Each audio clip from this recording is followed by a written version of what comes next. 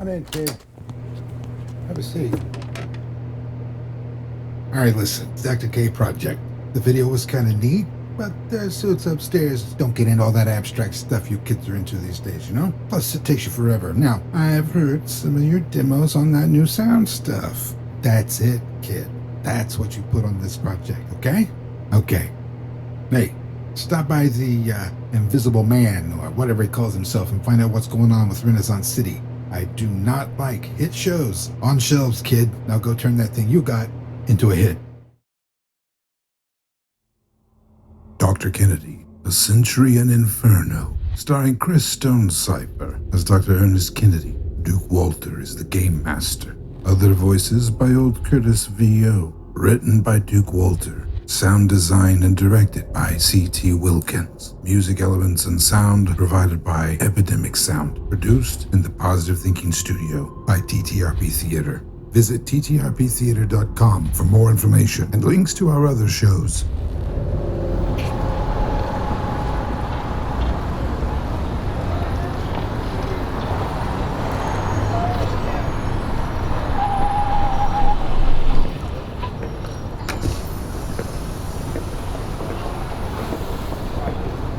Upstairs, there's a shepherd. I want you to take them out.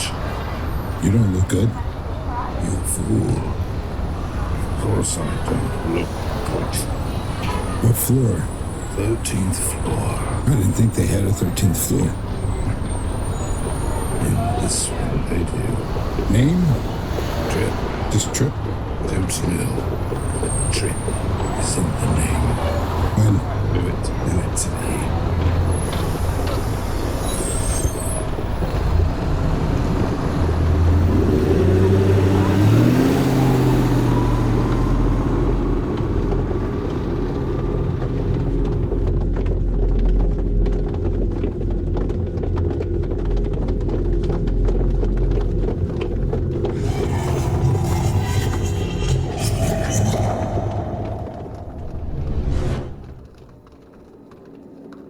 Tell me, how would you attempt to get through the crowd? Are you running? Are you waiting for an opening? Are you, gently tapping one of them on the shoulder and saying, "Pardon me"? While the latter is how I might interact with the crowds of the streets of Manhattan, I don't feel as though it will do me particularly well in this particular locale. It's probably a mix of the second option and just doing my best to avoid being trampled as I move against this river of people. Okay, then do me a favor and once again roll Act Under Pressure. A 13. Eventually, you are gonna see something not better than a 9, I guarantee you. You are bumped and jostled, and as you make your way into the edge of this crowd in an attempt to weave your way somehow through them, I need you to avoid harm as one of these creatures that has its arms replaced by some sort of jointed metal spikes is running toward you and slashes down, coming directly at your face. 11. Very close. You will take harm, one harm from this. Not a serious wound by any stretch, but your face now carries a slash along the side of it, and you are bleeding, and that draws the attention of some members of this crowd. And now, instead of all of them just rushing forward after the runner, or are they just following along the people, the monsters in front of them? It's hard to even tell at this point what their purpose is. It's just this movement of these things. But your blood has drawn the attention of 5 different individuals within this group, and they are now fighting against the crowd to get to you. What do? You sit in Inferno, sir. So I get this cut, and I notice that that's what draws the attention. And I don't necessarily want attention. As a scientist, as a researcher, what I want is to observe. I don't want to be the experiment being observed. So I touch the blood on my face. I look at them.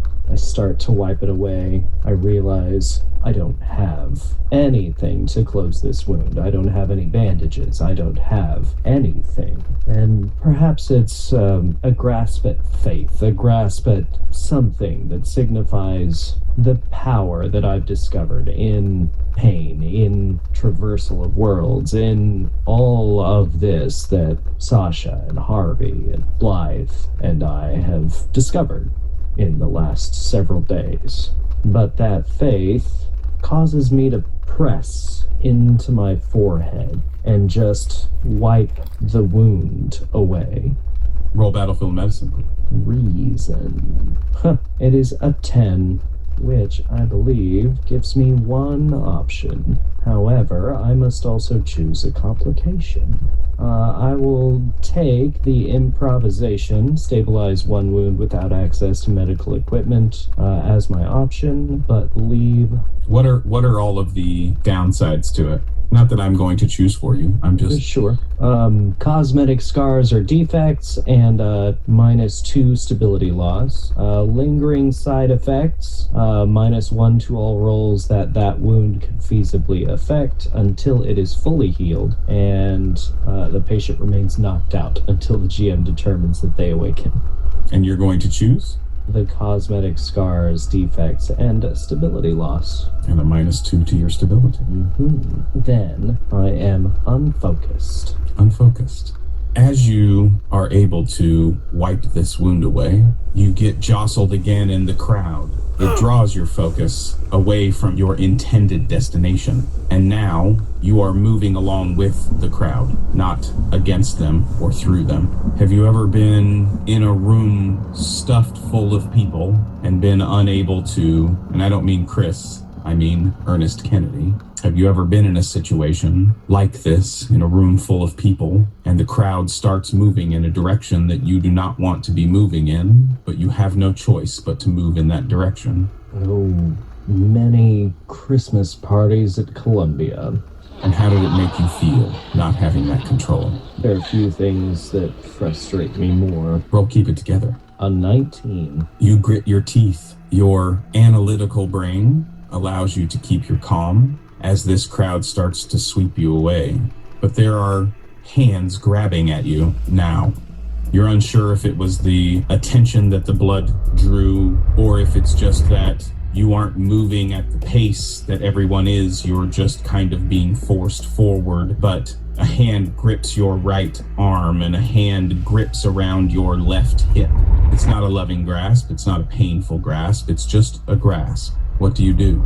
If I look around, can I see who or what is grabbing me?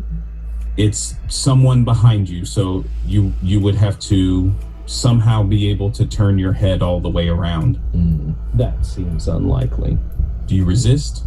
Do you go along with it?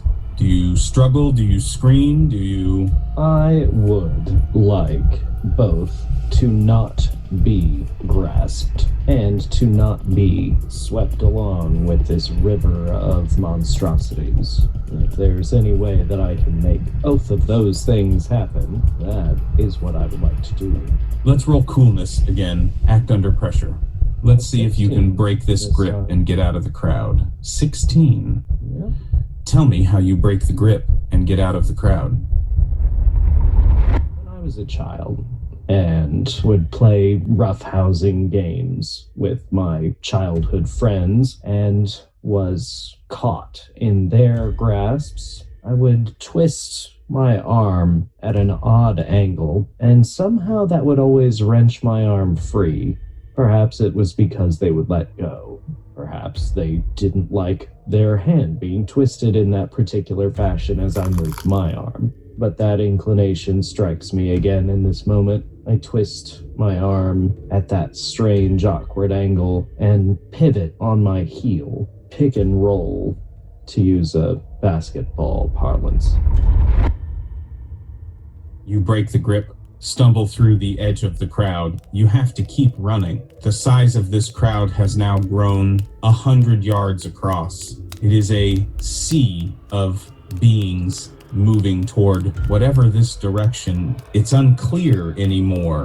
Was that first woman being chased? Is she leading them somewhere? It's a question you cannot answer. As you continue to run, the crowd continues to grow and continues to grow and continues to grow, and you can see creatures of all sizes, tall, wide, walking on all fours, beasts. It's no longer just small perversions of humanity. These are beasts of myth, maws full of sharp teeth, and the stench of brimstone and death, burnt gear oil and worked leather. Do you continue running? Yes. I want you to roll plus reflexes, please, to avoid harm. There it is. That is a 5. 5. You feel a burning hot liquid come splashing across your legs, almost hip high. Immediately your skin bubbles. You scream out in pain.